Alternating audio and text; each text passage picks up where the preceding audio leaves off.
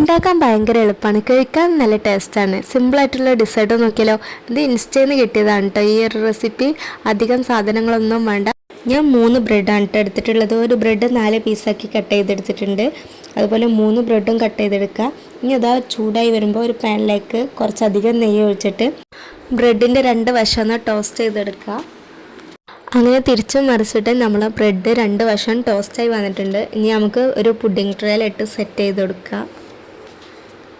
ഈ ട്രേയിലാണ് കേട്ടോ ഞാൻ അത് സെറ്റ് ചെയ്യാൻ പോണത്. കാരണം ബ്രെഡൊക്കെ സെറ്റ് ചെയ്ത് വെച്ചിട്ടുണ്ട്. ഇനി നമുക്ക് കസ്റ്റാർഡിൻ്റെ ഒരു മിക്സ് ഉണ്ടാക്കിയെടുക്കുക.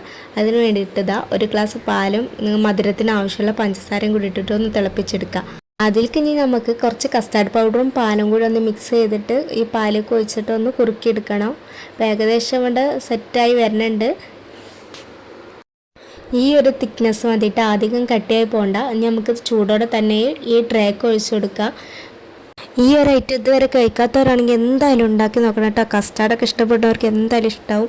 ആ നെയ്യിൻ്റെയും കസ്റ്റാർഡിൻ്റെ ഒക്കെ ടേസ്റ്റ് നല്ല അടിപൊളിയാണ്. ഒരു അരമണിക്കൂറെങ്കിലും ഫ്രിഡ്ജിൽ വെച്ച് തണുപ്പിച്ചെടുത്തിട്ടാണ് കേട്ടോ അത് കഴിക്കേണ്ടത്. നമുക്ക് വേണമെങ്കിൽ അലങ്കോല പണിക്ക് വേണമെങ്കിൽ കുറച്ച് നട്ട്സ് എന്തെങ്കിലുമൊക്കെ പൊടിച്ചിടാം. അപ്പോൾ എല്ലാവരും ട്രൈ ചെയ്ത് നോക്കാം.